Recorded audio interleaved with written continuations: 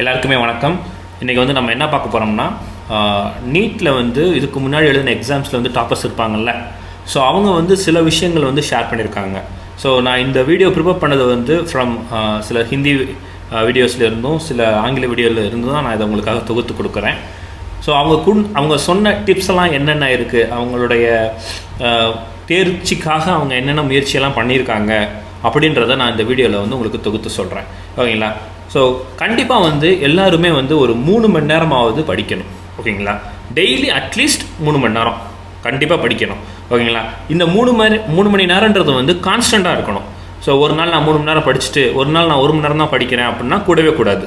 Daily குறைஞ்சது 3 மணி நேரமாவது பயிற்சி எடுத்தே தான் தீரணும். அப்படி பயிற்சி எடுத்தால் மட்டும்தான் நீட்டை வந்து ஈஸியாக கிளியர் பண்ண முடியும். ஓகேங்களா? அதுக்கப்புறம் வந்து பார்த்திங்கன்னா, உங்களுக்குன்னு சொல்லிவிட்டு நீங்கள் ஒரு ஸ்டடி பிளான் வந்து கண்டிப்பாக ஒர்க் அவுட் பண்ணி வச்சுருக்கணும். ஓகேங்களா?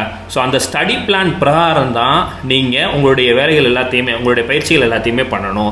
ஸோ அப்போ உங்களுடைய ஸ்டடி பிளான் பிரகாரம் நீங்கள் கவரேஜ் பண்ணால் மட்டும்தான் நீங்கள் நீட் தேர்வுக்கு தேவையான எல்லாத்தையுமே பயிற்சி எடுக்க முடியும். ஓகேங்களா? அப்போ உங்களுக்குன்னு சொல்லிட்டு ஒரு ஸ்டடி பிளான் வந்து இருக்கணும். ஆல்ரெடி நான் என்னுடைய இதில் வந்து ஸ்டடி பிளானுக்கு ஒன்று போட்டிருப்பேன். அதை நீங்கள் அந்த வீடியோ கோத்ரூ பண்ணி பாருங்கள், உங்களுக்கு ரொம்ப ஹெல்ப்ஃபுல்லாக இருக்கும். அதுக்கப்புறம் வந்து பார்த்திங்கன்னா, எதையுமே மனப்பாடம் பண்ணக்கூடாது அப்படின்னு சிலர் சொல்லியிருக்காங்க. ஓகேங்களா? ஸோ மனப்பாடம் பண்ணாமல் முடிஞ்ச வரைக்கும் புரிஞ்சு படிக்கணும். ஓகேங்களா? ஸோ புரிஞ்சுக்கிறதுக்கு எவ்வளவு டைம் எடுக்கணுமோ அந்த டைம் எடுத்து புரிஞ்சுக்கிறணும். ஏன்னா நீங்கள் மனப்பாடம் பண்ணால் அங்கே போய் அவ்வளோ கொஸ்டின் அவ்வளவு டாபிக்ஸ் இருக்கும்போது உங்களுக்கு ஞாபகம் வர்றது வந்து கஷ்டம். ஆனால் அதுவே நீங்கள் புரிஞ்சு படிச்சிட்டிங்கன்னா உங்களுக்கு ஈஸியாக ஞாபகம் வந்துடும். ஓகேங்களா? ஸோ அதனால் மனப்பாடம் பண்ணாதீங்க, படிங்க தெளிவாக. அதுக்கப்புறம் வந்து பார்த்திங்கன்னா, உங்களுக்கு பிடிச்ச பாடத்தை வந்து நீங்கள் படிக்கணும். ஓகேங்களா? உங்களுக்கு என்ன பாடம் பிடிச்சிருக்கோ அதை நீங்கள் வந்து கண்டிப்பாக முதல் எடுத்து படிங்க. சிலர் வந்து ஒரு ரெஸ்ட்ரிக்ஷன் வச்சுருப்பீங்க, இன்றைக்கி இந்த டாபிக் படிக்கிறேன்னு சொல்லிட்டு. மேபி அந்த டாபிக் படிக்கும்போது உங்களுக்கு கொஞ்சம் கஷ்டமாக இருக்கலாம். அப்போ வந்து உங்களுக்கு என்ன பாடம் பிடிக்குதோ இம்மிடியேட்டாக நீங்கள் அதுக்கு என்ன செய்யுங்க, கான்சன்ட்ரேட் பண்ணுங்கள், தப்பு கிடையாது. ஸோ ஏன்னா நீங்கள் உங்களுக்கு பிடிச்ச படத்தெல்லாம் வேகமாக முடிச்சிட்டிங்கன்னா உங்களுக்கு என்னென்ன பாடம் ஈஸியாக இல்லையோ அதை இன்னும் கொஞ்சம் டைம் எடுத்து நீங்கள் ஸ்பெண்ட் பண்ணி வச்சுக்கலாம், ஈஸியாக பண்ணலாம். ஓகேங்களா? ஸோ அதுக்கடுத்து வந்து பார்த்திங்கன்னா, அதாவது நீங்கள் எப்போ படிக்கிறீங்களோ அந்த படிக்கக்கூடிய நேரத்தை குறைச்சிட்டு பயிற்சி எடுக்கக்கூடிய நேரத்தை கூட்டிக்கிறணும். ஏன்னா எப்போவுமே நீட் எக்ஸாமுக்கு வந்து என்னது, ஒர்க் அவுட் டைம் தான் முக்கியமானது. ஏன்னா ப்ரீவியஸ் இயர் கொஸ்டின்ஸ் இருக்குது, நீங்கள் எல்லாமே தியரட்டிக்கலாக ஆல்ரெடி +1 +2 படிச்சிட்டிங்க. ஸோ அதனால் வந்து உங்களுடைய படிக்கக்கூடிய டயத்தை குறைச்சிட்டு அதை ஒர்க் அவுட் பண்ணுற டயத்தை வந்து அதிகப்படுத்திக்கங்க. அது வந்து உங்களுக்கு ரொம்ப ஹெல்ப்ஃபுல்லாக இருக்கும். அதே போல் வந்து பார்த்திங்கன்னா, ஒரு பாடங்கள் நீங்கள் மறுபடியும் படிக்கிறீங்க, ஏன்னா எப்படி இருந்தாலும் ரிவிஷன் பண்ணுவீங்க, எல்லாருமே ரிவைஸ் பண்ணுவீங்க. எக்ஸாம் போகிறதுக்கு முன்னாடியோ அல்லது வந்து ஒரு வாரத்துக்கு 2 வாரத்துக்கு முன்னாடியோ நீங்கள் என்ன செய்வீங்கன்னா ரிவைஸ் பண்ணுவீங்க. அப்போ ரிவைஸ் பண்ணும்போது நீங்கள் உங்களுடைய மெட்டீரியலை யூஸ் பண்ணாமல் உங்களுடைய நோட்ஸ், நீங்கள் கீ நோட்ஸ் எடுத்து வச்சுருப்பீங்கல்ல, அந்த நோட்ஸை பயன்படுத்துங்க. அதே போல் நீங்கள் படிக்கும்போது உங்களுடைய புரிதலுக்காக என்ன செஞ்சுக்கோங்கன்னா, ஏதாவது ஒன்று வரைஞ்சி வச்சு அந்த வரைஞ்சிருக்கிறது மூலமாக கூட நீங்கள் புரிஞ்சுக்கலாம். ஓகேங்களா? ஸோ இதெல்லாம் எப்போ யூஸ் பண்ணணும்னா, உங்களுக்கு தேர்வில் வந்து நீங்கள் கொஸ்டினை புரிஞ்சுக்கிட்டு அதை ரீரைட் பண்ணும்போது உங்களுக்கு ஈஸியாக இருக்கும். ஓகேங்களா? அதே போல் காலக்கோடு போட்டு வச்சுக்கோங்க. எந்த வருஷம் யார் என்ன கண்டுபிடிச்சாங்க, அவங்க கண்டுபிடிச்சதுக்குரிய டெஃபினிஷன் வந்து என்னது, அதெல்லாம் நீங்கள் தனியாக ஒரு நோட்ஸ் மாதிரி எடுத்து வச்சுக்கலாம். இன்னும் சிலர் வந்து என்னென்னா மைண்ட் மேப்பு இது மாதிரியான விஷயங்களை பயன்படுத்தியிருக்காங்க. ஓகேங்களா? ஸோ மைண்ட் மேப்னா என்னென்னு நீங்கள் நெட்டில் போட்டிங்கன்னாவே ஈஸியாக தெரிஞ்சிடும். ஸோ இதெல்லாம் எதுக்காகனா உங்களுடைய புரிதலை வந்து அதிகப்படுத்துறதுக்காக. அது மட்டும் இல்லாமல் நீங்கள் ஃபாஸ்ட்டாக வந்து என்ன செஞ்சிடலாம்னா ரீகாலிங் பண்ண முடியும். ஓகேங்களா? அதுக்கப்புறம் முக்கியமான ஒரு விஷயம் வந்து என்னென்னா, இது மாதிரியான தேர்வுகளுக்கு உங்களுடைய உடல் நலமும் உங்களுடைய மனநலமும் ரொம்ப ரொம்ப முக்கியமானது. அதனால் குறைஞ்சது அட்லீஸ்ட் ஒரு 6 மணி நேரமாவது நீங்கள் என்ன செய்யுங்க, ரெஸ்ட் எடுங்க. ஓகேங்களா? ஸோ மனநலம்ன்றது வந்து என்னென்னா, நீங்கள் வேறு எதுலேயுமே சிந்தனையை செலுத்தாமல் இதில் மட்டும் சிந்தனையை வச்சுக்கோங்க. ஓகேங்களா? ஸோ அப்போ தான் உங்கள் மனநலம் ரொம்ப நல்லா இருக்கும். ஓகேங்களா? ஸோ உங்களுடைய மைண்டும் உங்களுடைய ஹெல்த்தும் வந்து ரொம்ப முக்கியம் இந்த மாதிரியான எக்ஸாமுக்கு. ஓகேங்களா? அதுக்கடுத்து வந்து பார்த்திங்கன்னா, கண்டிப்பாக எல்லா பாடத்துக்குமே சமமான பயிற்சியை வந்து நீங்கள் கொடுக்கணும். ஓகேங்களா? சிலர் சொல்லலாம், வேதியியலுக்கு வந்து 45, இயற்பியலுக்கு 45, ஆனால் வந்து பயாலஜியில் வந்து 90 மார்க் கொடுக்குறாங்க. அப்போ நம்ம பயாலஜி கான்சன்ட்ரேட் பண்ணால் போதும்னு சொல்லிட்டு. ஆனால் பயாலஜியில் என்ன இருக்குது, 2 பிரிவு இருக்குது, தாவரவியல்னு ஒன்று இருக்குது, விலங்கியல்னு ஒன்று இருக்குது. அப்போது எல்லாத்துக்கும் ஈக்குவலன்ட் மதிப்பெண் தான் இருக்குது. ஓகேவா? ஸோ நீங்கள் இது எல்லாத்துக்குமே சமமான அளவு பயிற்சி எடுத்திருந்தால் தான் இது மாதிரியான போட்டித் தேர்வுகளை வந்து ஈஸியாக ஒரு 500 600க்கு மேலே வந்து உங்களால் என்ன செய்ய முடியும், ஸ்கோர் பண்ண முடியும். ஓகேங்களா? ஸோ அப்போ நீங்கள் 500 600க்கு மேலே ஸ்கோர் பண்ணணும்னா இந்த 3 சப்ஜெக்ட்டுக்கும் ஈக்குவலாக நீங்கள் என்னென்ன செஞ்சுருக்கணும், பயிற்சி எடுத்துருக்கணும் கண்டிப்பாக. அதே போல் வந்து என்ன செஞ்சுருக்கணும், படித்து உங்களுக்கு புரிஞ்ச மாதிரி நோட்ஸ் எடுத்து வச்சுருக்கணும். ஓகேங்களா? ஸோ இதெல்லாம் வந்து முக்கியமானது. ஸோ எல்லாத்துக்கும் ஈக்குவலாக பண்ணணும் நீங்கள். ஓகேவா?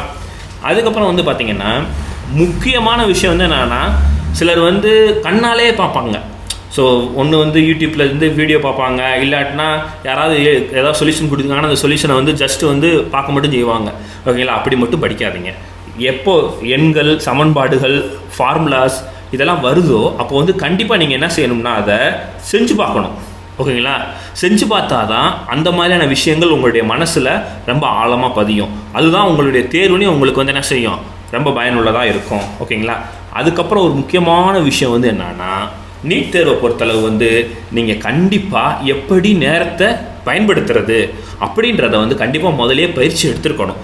ஏன்னா உங்களுடைய நீட் தேர்வுக்கு வந்து 180 கொஸ்டின்ஸா, இந்த 180 கொஸ்டின்ஸ்க்கு உங்களுக்கு வந்து 180 மினிட்ஸ் வந்து என்ன செய்கிறாங்கன்னா அலோகேட் பண்ணியிருக்காங்க. அதாவது ஒரு கேள்விக்கு 1 நிமிஷம் அலோகேஷனில் இருக்குது. ஓகேங்களா, ஸோ ஆல்ரெடி நம்ம ஏற்கனவே டைம் மேனேஜ்மெண்ட் பற்றி ஒரு வீடியோவில் சொல்லியிருக்கோம். ஓகேங்களா, அதில் எப்படி பிரிச்சிருப்போம்னா 15 செகண்ட், 25 செகண்ட்ஸ், 20 செகண்ட்ஸ்னு சொல்லி நம்ம பிரிச்சிருப்போம்.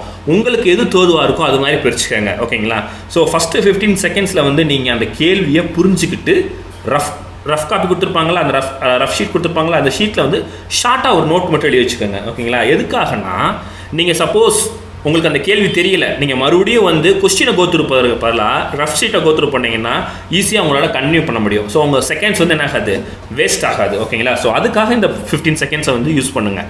அடுத்தடுத்து 25 செகண்ட்ஸை வந்து என்ன செய்யணும், சால்வ் பண்ணணும் கண்டிப்பாக. ஸோ இப்போ 25 செகண்ட்ஸில் நீங்கள் சால்வ் பண்ணணும்னா டெஃபினட்டாக நீங்கள் என்ன செஞ்சுருக்கணும், எல்லா விதத்தையும் நீங்கள் ஒர்க் அவுட் பண்ணி பார்த்துக்கணும் ஆல்ரெடி. ஸோ ஒர்க் அவுட் பண்ணியிருந்தால் தான் இது பாசிபிள். நீங்கள் ஒர்க் அவுட் பண்ணாமல் சும்மா பார்த்துட்டு போயிருந்தீங்கன்னா டெஃபினட்டாக இது பாசிபிள் கிடையாது. அதனால் நல்லா ஒர்க் அவுட் பண்ணுங்கள். இந்த 20 செகண்ட்ஸை நீங்கள் கண்டிப்பாக வந்து என்ன செய்யணும், சேவ் பண்ணி ஆகணும். இந்த 20 செகண்டை நீங்கள் சேவ் பண்ணால் தான் உங்களுக்கு தெரியாத கேள்விகளுக்கு நீங்கள் அதிகமான நேரத்தை என்ன செய்ய முடியும், செலவிட முடியும். ஸோ இது மாதிரி ஒரு நேரத்தை கரெக்டாக திட்டமிட்டு பயன்படுத்துகிற மாதிரியான ஒரு கொள்கையெல்லாம் வகுத்துட்டு நீங்கள் அதுக்கேற்றாப்புல படிச்சுட்டு அதுக்கப்புறம் தான் நீங்கள் என்ன செய்யணும், இந்த நீட் எக்ஸாமே நீங்கள் அட்டன் பண்ணணும். அப்படி அட்டன் பண்ணால் மட்டும்தான் உங்களால் ஈஸியாக ஸ்கோர் பண்ண முடியும். ஓகேங்களா, அதுக்கடுத்து ரொம்ப முக்கியமான விஷயம் வந்து என்னன்னா, நீங்கள் கண்டிப்பாக எல்லாருமே சோசியல் மீடியாவை அவாய்ட் பண்ணணும். ஃபேஸ்புக்கு வேணாம் கொஞ்சம் நாளைக்கு, அதே போல் வந்து வாட்ஸ்அப் கொஞ்சம் நாளைக்கு வேண்டாம், இதெல்லாம் ஒதுக்குங்க. ஓகேங்களா, நீங்கள் கேட்கலாம், நீங்கள் போடுற வீடியோலாம் வந்து நெட்டில் தானே இருக்குது அப்படின்னு சொல்லிட்டு. இதெல்லாம் வந்து உங்களுக்கு யூஸ்ஃபுல்லான வீடியோ, இதுக்காக நீங்கள் ஸ்பெண்ட் பண்ணக்கூடிய டைம் வந்து உங்களுடைய பயிற்சியில் வந்து வரக்கூடிய டைங்கள். ஓகேங்களா, ஆனால் ஃபேஸ்புக்கு, வாட்ஸ்அப் இதெல்லாம் வந்து என்ன பண்ணும்னா உங்களை வந்து கண்டினியூஸாக அதில் இருக்க வச்சிடும். ஒரு நியூஸை பார்ப்பீங்க, அடுத்து இன்னொரு நியூஸை பார்ப்பீங்க, லைக் ஷேர் அப்படி இப்படின்னு போட்டுட்டு அதிலே உட்கார வச்சிடும். ஓகேங்களா, ஸோ அதனால் அதை அவாய்ட் பண்ணுங்கள். கண்டிப்பாக நியூஸ் பேப்பர் அவாய்ட் பண்ணுங்கள். ஏன்னா நமக்கு வந்து பாசிட்டிவ் மைண்ட் இருக்கணும். ஓகேங்களா, இப்போ நியூஸ் பேப்பரில் வந்து கெட்ட விஷயங்கள் இருக்கும், கெட்ட விஷயங்கள்லாம் ஒன்று அமங்கலமான விஷயங்கள்லாம் இருக்கும்.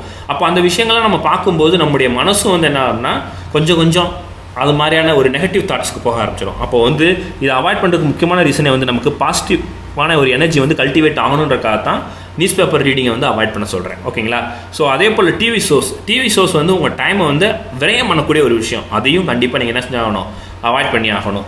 அதே போல் படிக்கிறதுக்குன்னு சொல்லிட்டு ஒரு நல்ல இடத்த உங்கள் வீட்டில் தேர்ந்தெடுத்துட்டு அந்த இடத்துல எப்போவுமே அவைலபிளாக இருக்கிற மாதிரி பார்த்துக்காங்க. அந்த இடத்த வந்து படிக்கிறதுக்கு அதிகமாக பயன்படுத்துங்க. அப்புறம் வந்து பார்த்திங்கன்னா கண்டிப்பாக எல்லாத்துக்குமே ஃப்ரெண்ட்ஸ் இருக்கும். ஓகேங்களா, அப்போ அந்த ஃப்ரெண்ட்ஸ் எல்லாத்துக்கும் கண்டிப்பாக வந்து நம்ம என்ன செய்யணும், சொல்லித்தரணும்னு ஒரு ஆசை இருக்கும். ஸோ அதுக்காக நீங்கள் வந்து குறைஞ்ச அளவு ஒரு மணி நேரம் அல்லது 2 மணி நேரம் அதை மட்டும் ஸ்பெண்ட் பண்ணுங்கள். அதிகமாக வந்து ஃப்ரெண்ட்ஸுக்கு சொல்லித்தரேன்னு சொல்லி ஸ்பெண்ட் பண்ணாதீங்க. ஏன் இதை சொல்கிறேன்னா, நீட் தேர்வுன்றது வந்து ரொம்ப முக்கியமானது. நீங்கள் உங்கள் ஃப்ரெண்டுக்கு ஷேர் பண்ணுறீங்க அப்படின்னா உங்கள் ஃப்ரெண்டும் நீங்களும் பாதியாக பாடத்தை பிரிச்சுட்டு படிச்சுட்டு ஒருத்தருக்கு ஒருத்தர் மாற்றி ஷேர் பண்ணுறீங்கன்னா பிரச்சனை கிடையாது. இங்கே சிலர் வந்து எதுவுமே படிக்க மாட்டாங்க. ஓகேங்களா, ஒருத்தன் வந்து ஃபுல்லாக படிச்சிருப்பான். அப்போ அந்த படித்தவன் வந்து அந்த படிக்காதவனுக்கு சொல்லித்தரான்ல, அந்த டைம் எல்லாமே இந்த படித்தவனுக்கு வந்து வேஸ்ட் தான்.